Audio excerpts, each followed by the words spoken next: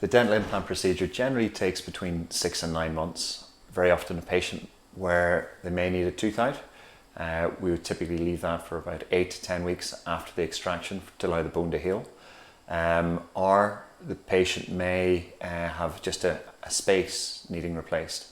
If that's the case, then the dental implant is placed into the jaw, left for a period of 3 months, and then the crown or the bridge or the set of teeth is built on top of that. The whole process starts with a free initial consult with one of the general dentists, and then the next stage is to meet our specialist periodontist, who will then assess everything and explain the procedure and the costings and the prognosis of the actual procedure itself.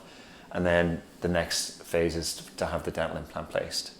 That's typically a 1.5 hour visit, and basically it's no more painful than having a tooth removed.